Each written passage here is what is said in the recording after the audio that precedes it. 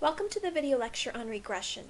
In this lecture, we're going to talk about how to take real-world data, make a scatter plot of it on our calculator, decide what kind of function best fits that data, come up with an equation for a function that will model that data, and then use that model to make predictions. So let's start by taking a look at this table right here, which represents the pressure of water at various ocean depths. So in the left column here we have the various depths of the water, and over here on the right we have the pressure in pounds per cubic inch. So the first thing that we're going to do is we're going to need to input this data into our calculator, and we're going to use lists to do that. Now I want to remind you that all of the commands that we're going to be using today can be found on this regression PDF file in D2L. If you have a TI-83 or 84 or an older TI-86, this should explain all of the different commands that we're going to be working on today. So please use that if you forget what steps to take. So the first thing we need to do to make a list is we're going to go over to our calculator, and we are going to click on Stat, which is right here. So go ahead and click on Stat, and the first thing that we want to do is we want to edit our lists so that we can create them. So I'm going to go ahead and click on Enter, and you should see L1, L2, L3, and there are other lists as well, L4, L5, L6, and so forth. What we want to do is put into L1 all of these depths, and then in L2 we're going to type in all of these pressures. So I'm just going to go ahead and start doing that. Now if you happen to have some numbers already in your list, then the easy way to clear it out is just to move your cursor all the way up to the top so that this L1 is highlighted, press clear, and then you need to hit enter so that your cursor is now down here where this black spot is. And then I'm just going to go ahead and start typing in all of these different depths. So 5, 8, 12, 15, 18, 22, 25, and 30. Then I'm just going to arrow over to the right and type in the pressures. So 15.5, 20.3, 20.7, 20.8, 23.2, 23.8, 24.9, and 29.3. You want to make sure that you have exactly as many elements in list 1 as you do have in list 2. Otherwise you're going to get an error when you start to make your graphs and so forth. So the next thing we're going to do, now that we have these numbers entered into our list, is we're going to make what's called a scatter plot, or on our calculator it's called a stat plot. And you can see that written right up here above the y equals in blue. And so that's what we're going to hit. So we're going to do second y equals to get to that stat plot command. Now so far all of these are turned off, so I'm just going to go ahead and turn on this first one, number 1, by just hitting enter. And this will allow me to kind of create my stat plot. The first thing I want to do is turn it on, so just hit enter, and now the on should be highlighted. And then down here you have various different types of graphs that you can make. This first one that's highlighted is the one we actually want to use. It's just going to give us a bunch of dots, but you could also choose to connect the dots, which is this option 2, and then we have a histogram over here for option 3, and then we've got some box and whisker plots and so forth. Another thing that's important is the X list and the Y list. When we make our scatter plot, I'm going to assume that my X's are these depths and my Y's are these pressures. So we put our X's, our depths, into list 1, so we want our X list to be list 1, and we want our Y list to be list 2. So this is set up correctly. But if for some reason, and this is pretty rare that you would do this, but if for some reason you were using different lists, like list 3 and list 4, then you would need to change the X list and the Y list accordingly. And if you look at your calculator in blue above your number pad here, you'll see L1, L2, L3. So that's how you would access those different lists. So really the only thing I need to change in here is to turn the stat plot on. Now before I do this, before I hit graph, we could figure out a window, but I'm just going to show you. If I hit zoom standard, this is going to just give me a blank screen. And the reason for that is because if you look at what our x's were over here and what our y's were over here, those do not lie within our standard window dimensions, -10 to 10 for x, -10 to 10 for y. So we definitely need to adjust our window. I should also mention that you want to make sure when we're doing our stat plot here that you don't have anything typed into y equals. Otherwise you're going to get some overlap of your two graphs. Notice when I do click on y equals, plot 1 is highlighted up at the top. And that's because we're trying to do our scatter plot. When you're done graphing your scatter plot, you need to make sure that you turn it off. This is sometimes a big issue for students when they forget that they've been doing these regression problems and then they want to go back and just do a regular old graph on y equals and they can't get it to work. And that's usually because you've left one of your stat plots still on. So a quick and easy way to turn it off or on is just to arrow up so that it's flashing, hit enter, and now it won't be highlighted anymore. If I do want it turned back on again, just hit enter again, and now it should be highlighted. Okay? So my stat plot is on, but I don't have the right window dimensions. So let's go ahead and click on window. And the nice thing about real-world data is you know exactly what x's you want to range between, in this case between 5 and 30, and we know what pressures, our y's, we want to range between 15.5 and 29.3. So it gives you some easy ways to figure out your window. I'm going to go ahead and start my window at just 0, since that's fairly close to 5 and all of these x's are positive. And my biggest x is 30, so I usually like to go just a little bit higher than that, so I'm going to make it 50. And I want to boost up my x scale here a little bit since I'm doing a much larger range of values here. So let's just go by tens for our x scale. Then for our y's, again, we're not using any negative pressures. We're starting at 15.5. So I'm just going to go ahead and make this start at 0. And my biggest pressure is 29.3, so let's make it, let's say 40, just to get a little bit higher than that. And I'm going to change my y scale to be 10 as well. Now when we hit graph, we should be able to see our dots. There we go. Now when you look at this data, and this is important, this is one of the most useful, powerful things about mathematics, is trying to figure out what kind of function in mathematics would best fit this data. And when I look at this, this looks almost like a straight line. Granted, we have a couple points here that are sort of out of that line, but they're still close to where you could kind of visualize a line to be. So for that reason, we're going to do what's called a linear regression. We're going to come up with the equation of a line that would best fit this data. So in order to do that, we are going to go back to stat and we're going to explore the different options. So let me show you all the different types of regressions that you can do. If you go to stat, we want to go up here to calc. We're going to calculate something. So these are a bunch of different things you can calculate, and the regressions are all the things that end in an reg. So we have a linear regression, ax plus b. There's a quadratic regression, which fits a quadratic through your scattered points, a cubic regression, a quartic regression, which is a 4th degree polynomial, a linear regression here that's the same as option 4, but the a and the b are switched in terms of position of x. I usually just use option number 4 if I'm going to do a linear regression. Number 9 here is an ln regression, which is a logarithmic regression. Number 10 here is an exponential regression, and choice A here is a power regression. We've also got logistic, sine, and other choices as well. Okay, but most often you're going to just stick with your linear regressions, maybe a quadratic regression, exponential regression, something like that.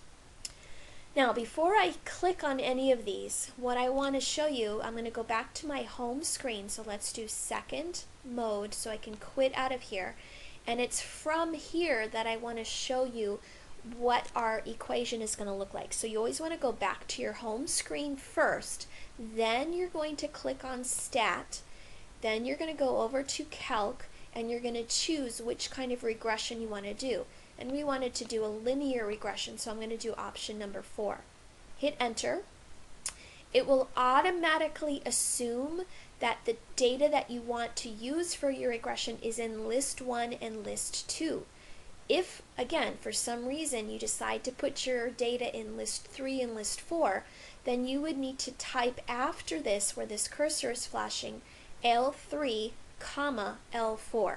But if you just put your data in list 1 and list 2 like we normally would, then there's no need to type anything in because it automatically defaults to choosing list 1 and list 2. So once we've decided on our regression and we have our data in the right lists, at this point we can just hit Enter.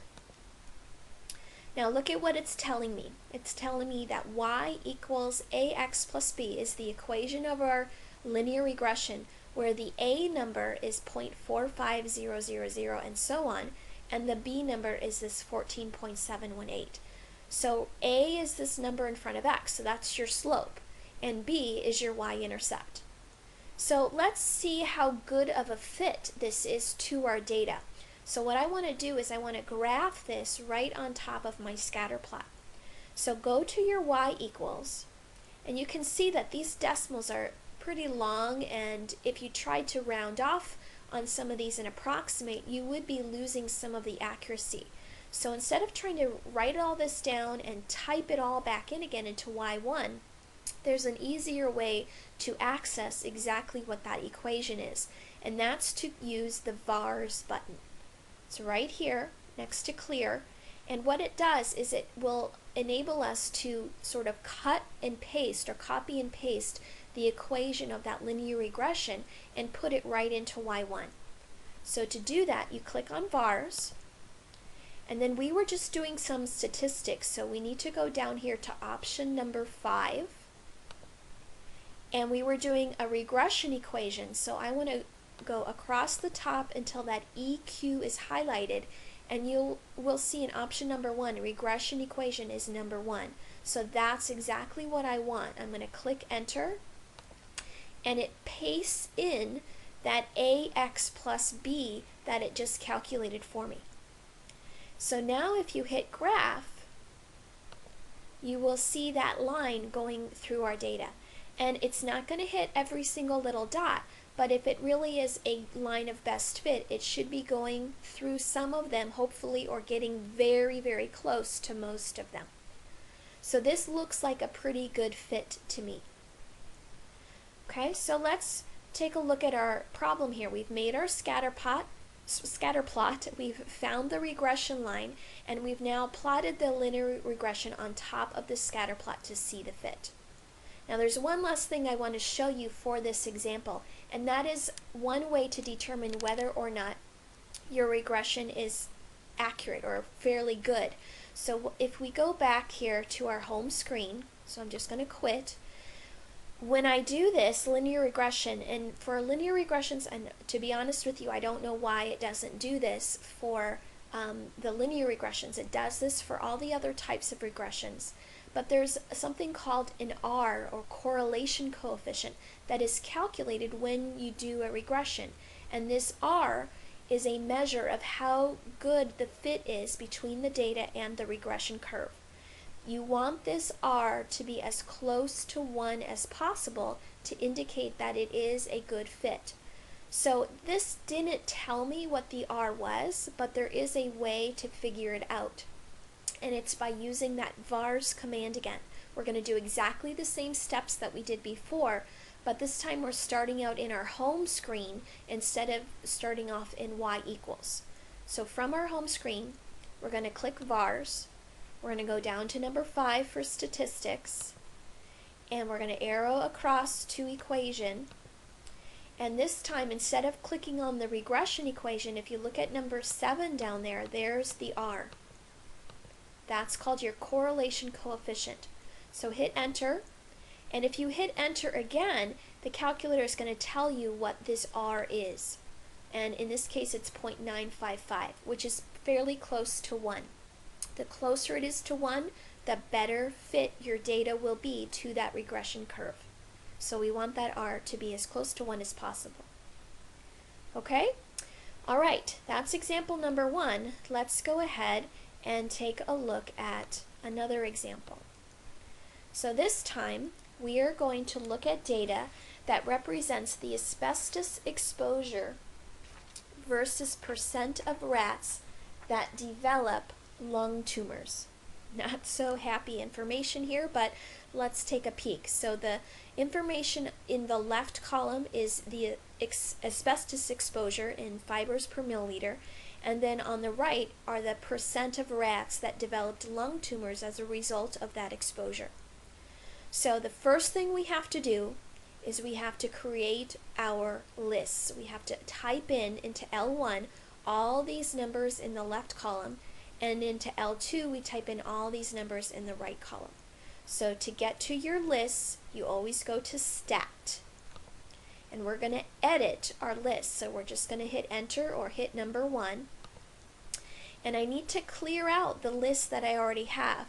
So I'm just going to arrow up to the top of L2 so that the L2 is highlighted. Hit Clear. And it doesn't look like it did anything, but if you hit Enter, then it will clear the whole list. And now arrow to the left, arrow up so the L1 is highlighted, hit Clear, and hit Enter. And now L1 is cleared out. And now I'm just going to type in all my numbers for that asbestos exposure. So 50, 400, 500, 900, 1100, 1600, 1800, 2000, and 3000. And now I'm going to arrow over to the right, and I'm going to type in all of these percents. So 2, 6, 5, 10, 26, 42, 37, 28, and 50. And again, make sure that your list 1 and your list 2 end at the same place. You don't want to have more numbers in one list than the other, otherwise you'll get an error. Now to make our scatter plot, our stat plot should already be turned on, but let's double check. If we go to y equals, we have that plot 1 still turned on, and now it's still going to plot, but it's going to plot the new data that we just typed into L1 and L2. So you don't really need to adjust anything with that plot 1. As long as it's turned on, you're good to go. But I don't want what's in this Y1 because that was from the last problem. So let's clear out Y1. And let's go ahead and jump to our window and adjust our window so that we will have the right dimensions. If we look at our X numbers over here, they range between 50 and 3000. So what I'm going to do is, again, start at 0 for my X min, but for my X max, we need to jump up to something slightly bigger than 3000. So let's do 3500. And I need to make my X scale pretty big as well. I'm just going to make it a scale of 1000. Then for my Y's, the Y's are fairly small. They range between 2 and 50. So I'm going to let my Y min stay at 0, and I'm going to boost up my Y max to something just a little bit bigger than 50, maybe 60. And these are options. You know, you don't have to do exactly the same numbers that I'm doing. And I will leave my Y scale at 10. Hit Graph, and here's my data. Now you can see here that this probably is a little bit more erratic than the last one. You can visualize sort of a line that's going through this data, but it's not probably going to be as good of a fit as the last problem because we have a few points here that seem way out of line compared to the other ones. But we're going to try another linear regression on this to kind of see how it compares to the last one that we did.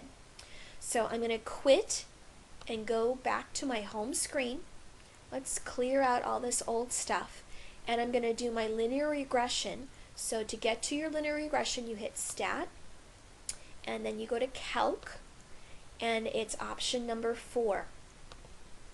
And my data is in list 1 and list 2, so I don't need to adjust this. Just go ahead and hit Enter. That's the new A and B for my linear regression. Now let's go ahead and graph this on top of my scatter plot. So you have to go to your y equals first. You want to start in your y equals screen, because whatever screen you're in to begin with is where the equation is going to get pasted into. So we're going to start in our y equals, and then we need to go to vars, number 5 for statistics, arrow over to equation, and we want the regression equation that was just calculated. So hit 1 or hit enter, and there's that new regression equation pasted in, and let's see our graph. So this one, it doesn't even look like it's going through very many points at all, if any, but they're all sort of on either side of that line, not too far away. Let's go back to our home screen and let's see what our R was in comparison. So let's go to vars, and let's go to statistics number 5, arrow over to equation, and option number 7 is that correlation coefficient R. Hit enter, and this time it's a little bit smaller. It's 0.924, so it's still close to 1, but not as close to 1 as the last problem. So that's why we had some of those outlying points. Okay? All right, let's take a look at our next example. All right, on this one we have a table of values where in the first column we have femur length in centimeters, and in the second column we have height. And this would be data that might be used by forensic scientists, like people on CSI, where if they were finding some bones of a female or a male, they could measure the length of that femur and use that to make a prediction of what the height of that person should be.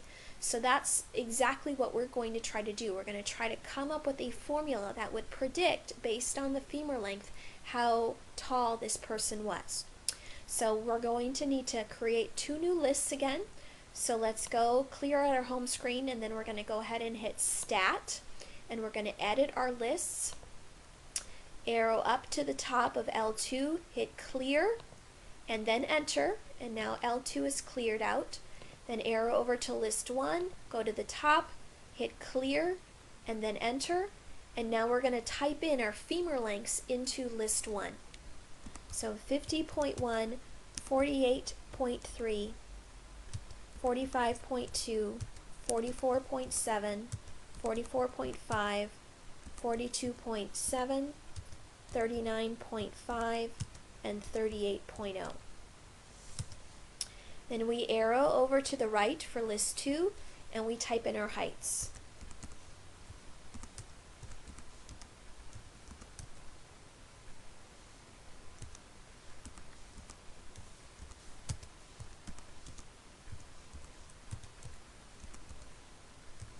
And if you have a graphing calculator, you can be doing this along with me to make sure that you're following the same steps and getting the same answers that I am.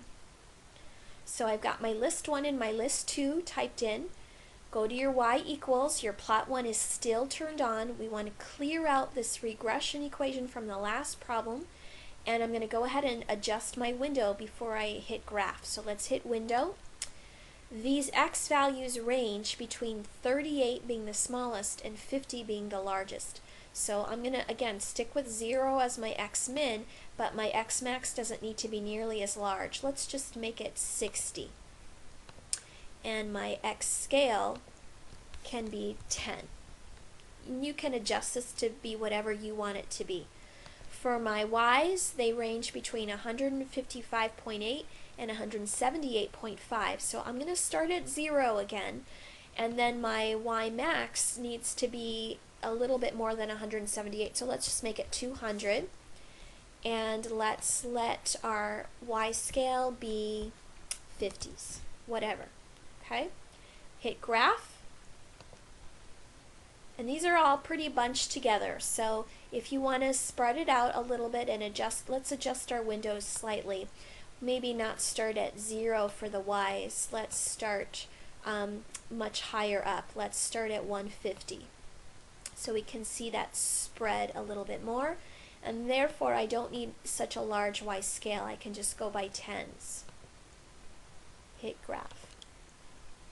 Now they're a little bit lower, but you still have some of them kind of bunched up. Okay, if you wanted to adjust your x's so that you shift it a little bit more to the left, you could certainly do that as well. So instead of starting at 0, we could start at, say, 30. And then hit graph. Okay, so it's kind of up to you how you adjust that window just to make it nice and visible to you.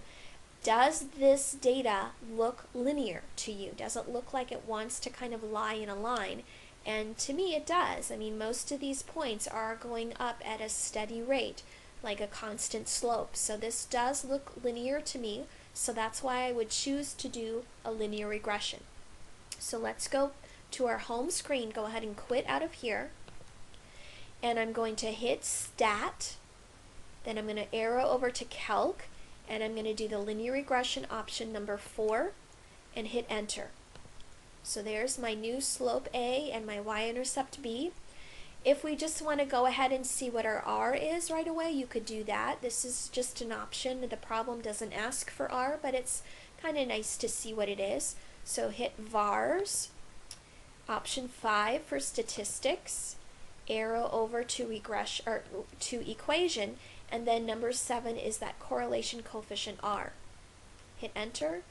0.96. So this should be a pretty good fitting line.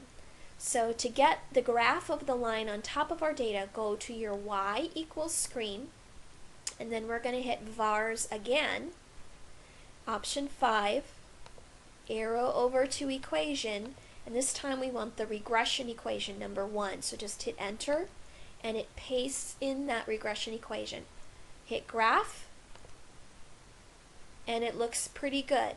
Okay, it's going through a couple points, and all the other ones are very close to it on either side. Now on this particular equation, not only did we want to make a scatter plot and find the regression line, but now in question 4 here, we're going to make a prediction. So using this model, using this regression equation that we just came up with, we want to find out how tall was the person.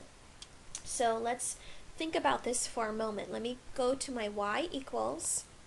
Here is my equation, and I'm just going to approximate it slightly on my notes here just so we have something to refer to. But this is approximately y equals 1.88 x plus 82.65. Okay, so there's approximately our regression equation. So if the question said find if the anthropologist finds a femur length of 58 centimeters, how tall was the person? We can use this model now to make a prediction. Because if the femur length is 58, which of these two variables represented our femur length? Remember in our table up here, the femur lengths, this should be an M right here, the femur lengths were our X's, these were our list 1s, and our heights were our Y's. So this was X, this was Y. So if I know that my femur length is 58, then that is really telling me that we want X to be 58. So we could plug in 58 centimeters for X, and that will tell me the height Y. Now I'm using an approximation here, but you could do that by hand if you wanted to. I'm going to show you on your calculator how you can maintain all the accuracy of all these decimal places in a real simple way to get this prediction, and it's going to be using tables. So if you look across the top right above graph, you see that table command. Go ahead and hit second graph so that we can access that table. And what this shows us is all of the different choices that X could take on in this regression equation and what the corresponding Y values would be. So what X do we want to happen for this prediction? We wanted X to be 58 centimeters. So if we looked in this table at X equals to 58, we would be able to find that. Now you could certainly keep arrowing down here all the way down to 58, but there is a shortcut, and that's to use this table set command, which is right above window. So go ahead and hit second window, And here's the shortcut. Instead of starting your table at 0 or 7 or whatever, let's start it at exactly the number that we're interested in looking at. We want to know what happens at x equals 58, so let's type in 58 as our starting number. And if you wanted to, you don't need to in this problem, but this command right here, this little triangle TBL, that stands for change in table, that just tells you how much you could make your table values go up or down by in that x column. I don't really need to know about any other x value except 58, so I'm not going to change this at all. So let's go back to table by hitting second graph, and what it does is it jumps our table directly to x equals 58.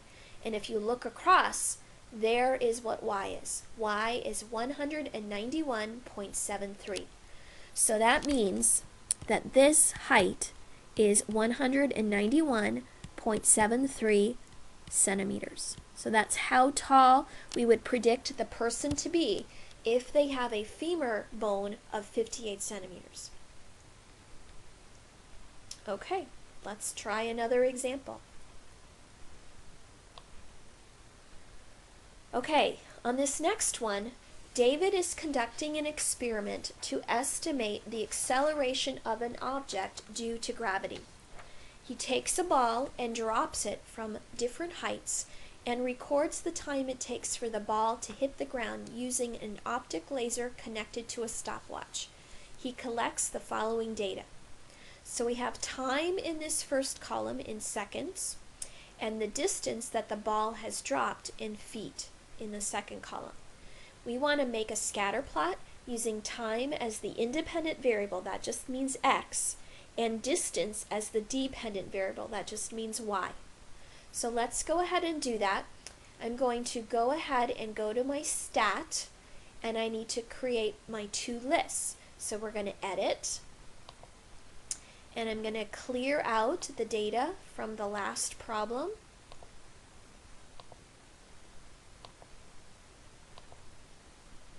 So in L1, I'm just going to be typing in 1.003, 1.365, 1.796, let's back up here, 1.769, and then 2.093,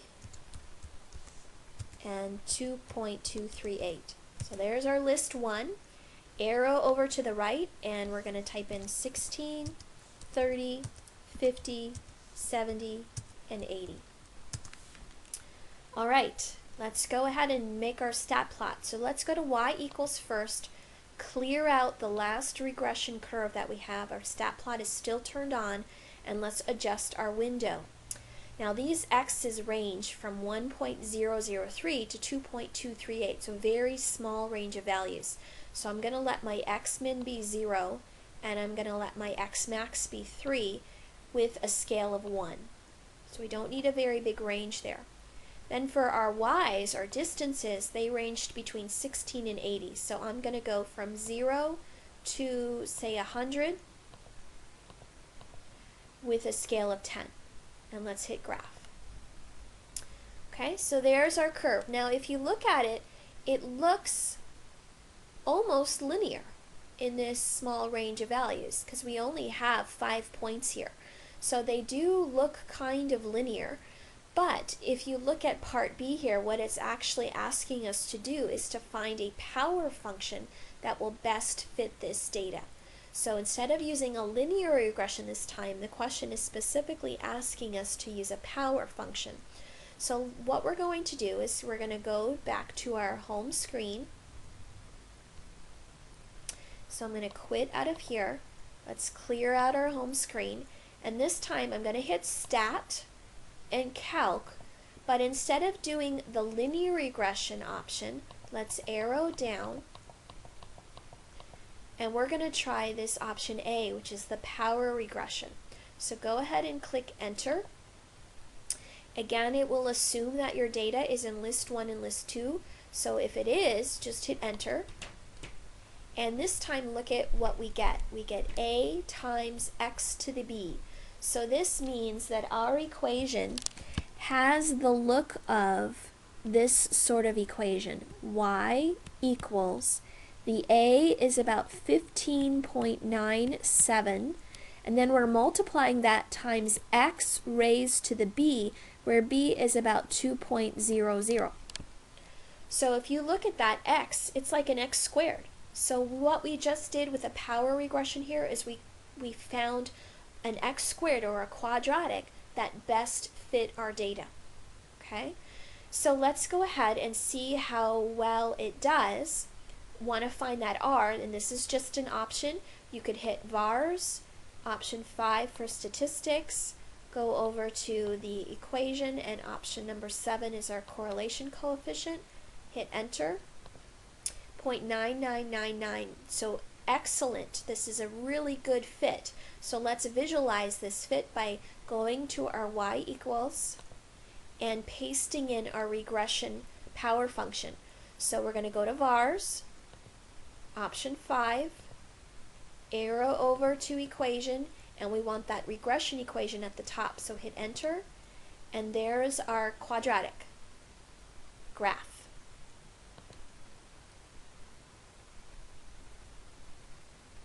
Looks really, really good, and that's why that r was 0.999, because we have this arcing motion.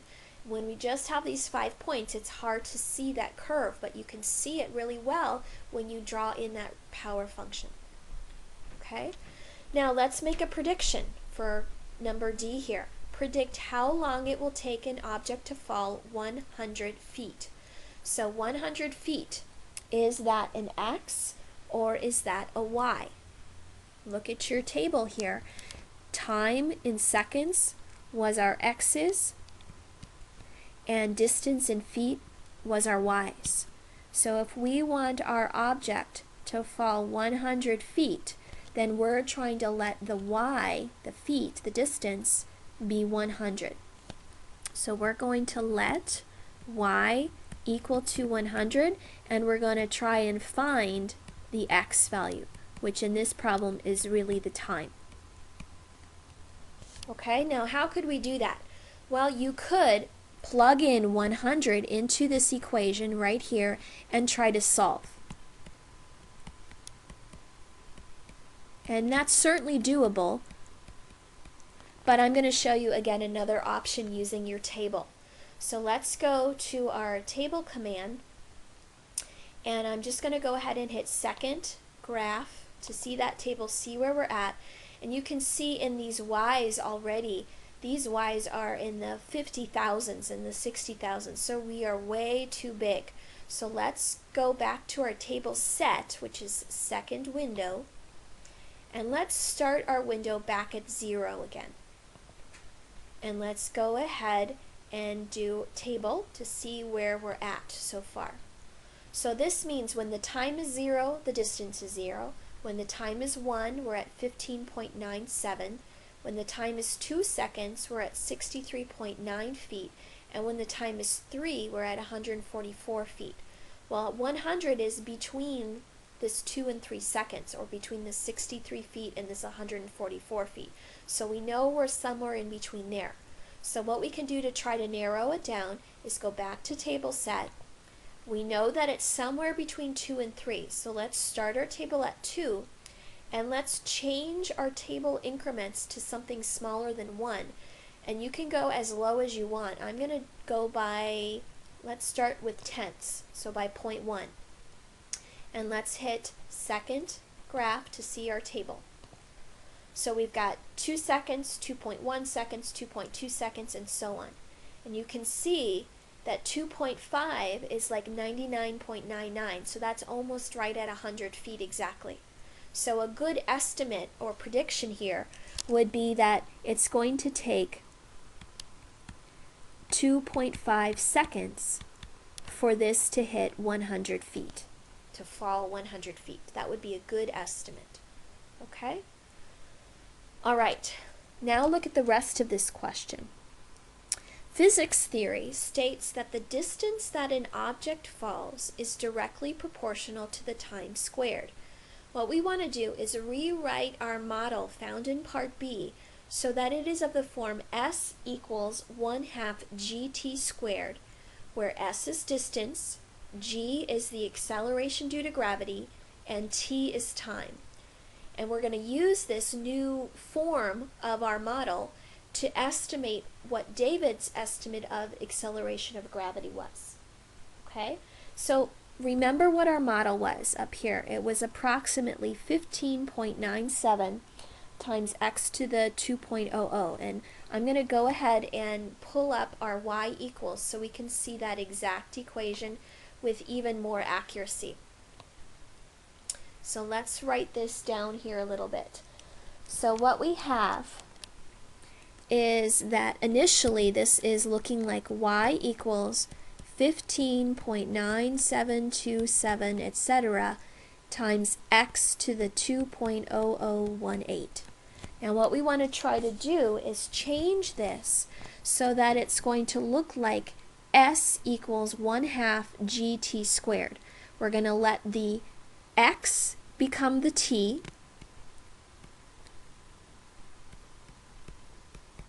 and we're going to let this coefficient out front represent 1/2 g. Now, do you know what g is? G is acceleration due to gravity. If you've ever heard of g forces on a pilot flying in the air, 32 feet per second squared is what g is in units, English units, in feet per second squared. If you're thinking of metric units, then it's 9.8 meters per second squared. So that's what this g represents, and we're in feet and seconds here, so this g that we're talking about is actually ideally going to be about 32 feet per second squared. That's the units of what g is in the real world. So what's 1/2 of 32? Well, that's 16. So in physics theory, the distance that an object falls due to gravity is determined by this equation right here. The distance fallen s is 16 times t squared. And what we want to try to do is figure out how close is our model to this ideal situation according to physics theory. So let's think about it. What would this g have to be so that 1/2 of it gives us this 15.97? Well, g would have to be twice this 15.97. In other words, when does 1/2 g equal this coefficient a that we got, this 15.9727 and so forth? What would you do to solve this for g? You would multiply both sides by 2. So let's go ahead and do that, and I'm going to try to maintain as many of these variables as I can. Let's go to our home screen. And this a that we have up here, you can use that. Let's do 2 times a. And to get a, we have to find where it is. And a is in green right above math. So if you do alpha math, you'll see that a show up. Let's see if this works. Nope, that didn't work. All right. That's not the same a, because that's a capital A and we want a little a. So to get that little a, we could hunt for it under vars. Let's see if it's under statistics. Go over to equation. There it is. Now I was using the wrong a. I apologize. So we need lowercase a from that regression equation. So it's right under vars, under that regression equation, option number 2. So if we do 2 times little a, we should be getting what this approximation for g is. So this 2 times this a is 31.9455. So what David came up with for his model was this equation right here. And instead of using x, I'm using t, and instead of using y, I'm going to use s for distance. That's typically what's used in science classes. So this is David's model right here. And this is what physics says it should be. So how close are they? Well, he got 31.9455 0.55 for his G. So David's estimate for G is approximately 31.9455. So his G is almost exactly that 32 that it's supposed to be ideally. So he had a really good experiment that was pretty accurate. Okay? All right, we're going to try one last example using this data right here. A chemist has a 100-gram sample of a radioactive material. He records the amount of radioactive material every week for 6 weeks and obtains the following data. So in column 1 here we have our various weeks, and in column 2 the amount of this radioactive material that's left. So it starts at 100 and then it decays to 88 grams and then 75.9 grams and so forth. So we want to draw a scatter plot of this data and then explore it a little bit. So let's go clear out our home screen. Let's go to our lists and clear them out as well. So hit Stat, hit Edit, and then clear out List 2 and List 1. So in List 1, we're just going to type in 0, 1, 2, 3, 4, 5, and 6. And in List 2, we're going to type in 100, 88.3, 75.9, 69.4, 59.1, 51.8, and 45.5. Alright, our stat plot is still on, but let's go to our y equals and clear up that old regression equation, and let's adjust our window. Our x's are the weeks, and they range from 0 to 6. So I'm going to start at 0, and let's just boost this x max up to 10, just to give ourselves a little bit of room. And our y's range from 45 to 100. So you could start this at maybe 40 if you wanted to for your y min, and for your y max, let's go up a little bit higher. Let's maybe do 110. And let's hit graph. Now look at the shape of that. Again, it's kind of looking linear, but it's got a little bit of a curve to it. Plus, keeping in mind what it is that we're talking about here. This is radioactive decay. And what kind of model do we usually use when we're talking about radioactive decay? We use an exponential function. So we want to do not a linear regression here, but an exponential regression. So we're going to try to find out an exponential curve that will best fit this data. So let's go and quit to our home screen.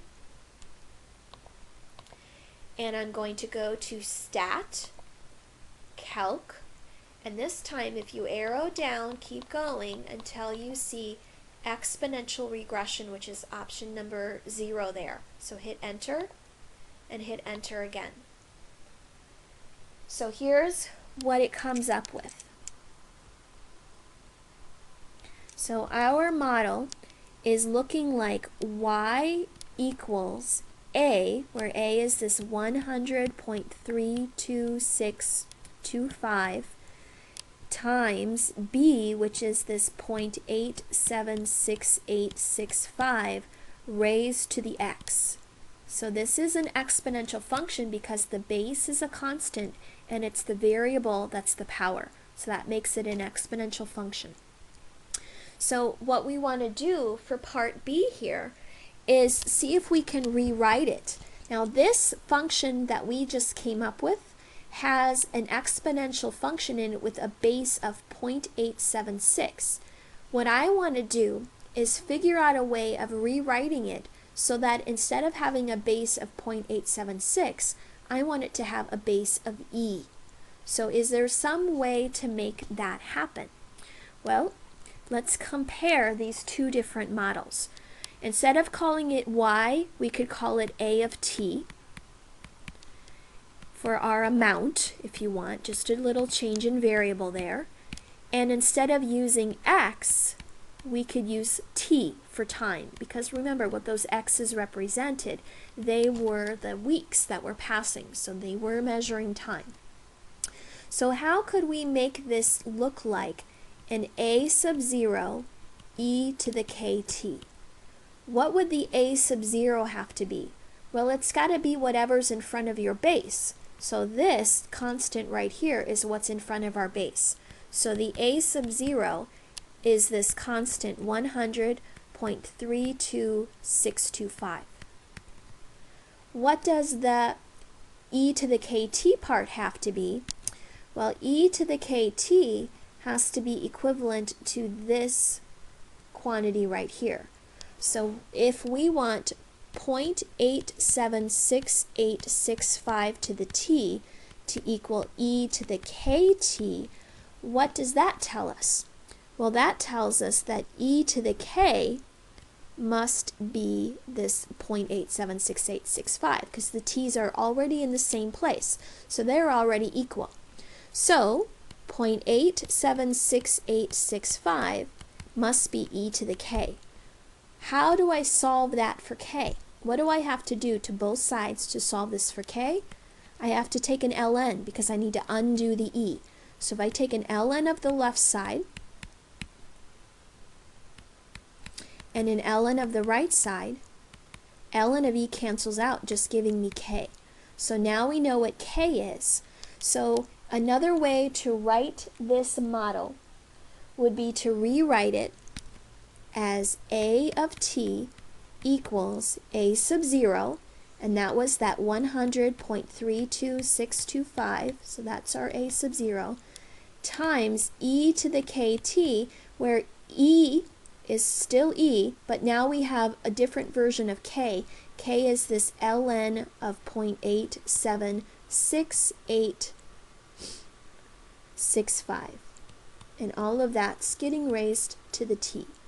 So all we really did was sort of a fancy manipulation of our model and turning it into a base e exponential instead of a base of 0.876 exponential.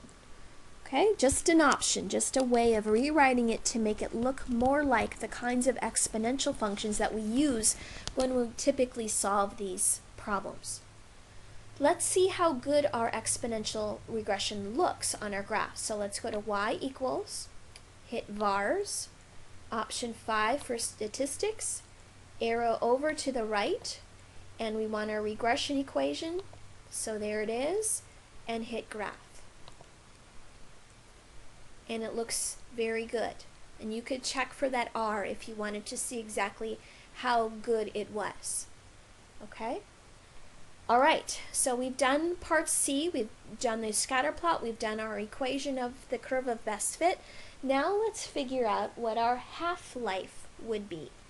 So how do we figure out half-life? If we want to know what half-life is, we're going to use our model. Our model is that a sub t, a of t is equal to a sub 0 e to the kt. That's our general model. If we want to know half-life, we want to know the time it takes for exactly half of this original amount a sub 0 to exist in order for the amount to decay by half. So what's the amount of time it takes for this a sub 0 to decay to half its original amount? So in other words, we want to know when this amount will be half of the original amount. So I'm going to substitute that in, and I'm going to try and solve this for t. Now the reason why this a sub 0 number doesn't actually matter is because we can divide both sides by a sub 0 and it'll cancel out. So we get 1/2 equals e to the kt, and I'm trying to solve for this t, this half-life. So let's take an ln of both sides. So ln of 1/2 equals ln of e to the kt. The ln and the e cancel out, just giving me kt. And what do I have to do to finish solving for t? I have to divide by k.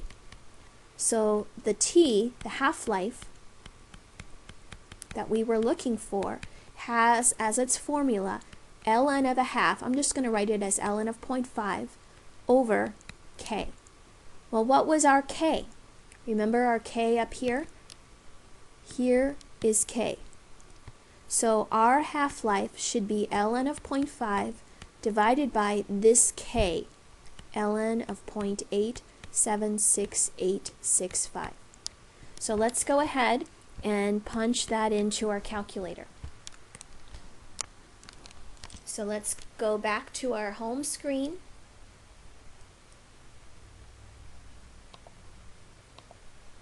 Now, just for purposes of maintaining accuracy, you don't have to do this. If you want to type it in, you certainly can. But notice that number on the bottom, that 0.876865, that was this lowercase b. So if you want to maintain some accuracy, we could type in ln of 0.5, and then we could divide this by ln of b. And how do we get at that b? You have to go to vars again. So we're going to go to vars, statistics number 5, arrow over to equation, and letter B is option 3. Close your parentheses, and this will give you this half-life very accurately according to our model. So this time turns out to be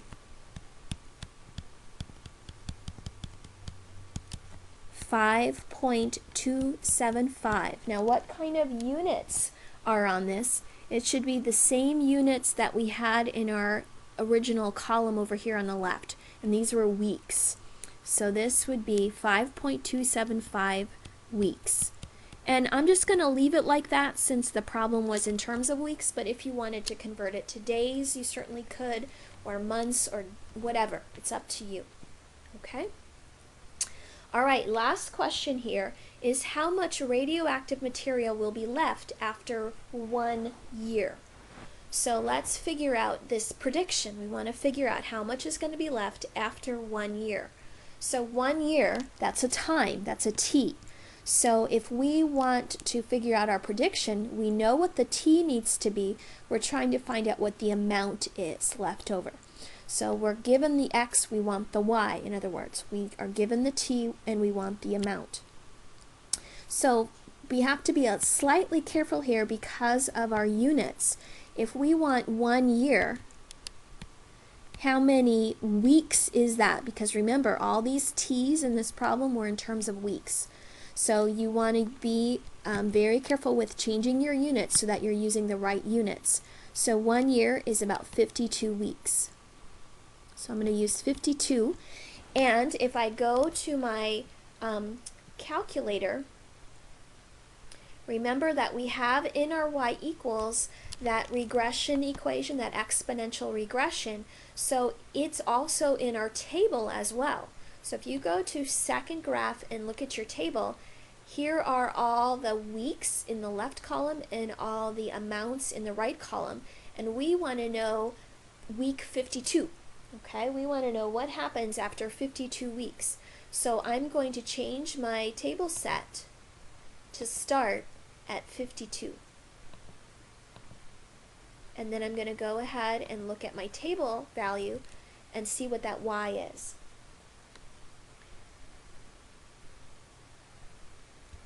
So according to this, I am going to have, after 52 weeks,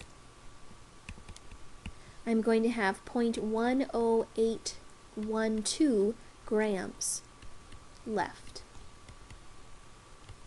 Okay, now you could be a little bit more exact if you want, because 52 weeks isn't exactly 1 year.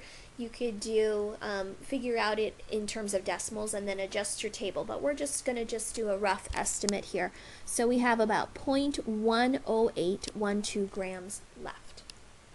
Okay, so after this lecture you should be comfortable with manipulating your lists, being able to find certain kinds of regressions, making scatter plots, and plotting your regression equation back on top of your scatter plot, and then using tables to make predictions. Don't forget, before you start doing any other kinds of normal graphing, when you go to your y equals, make sure you clear out your regression equation and make sure you go up and turn that stat plot back off. Otherwise, you're probably going to get some errors or domain issues or things like that when you're trying to do regular graphing. So don't forget to turn off your stat plots. Alright, that concludes our lecture on regression. Good luck.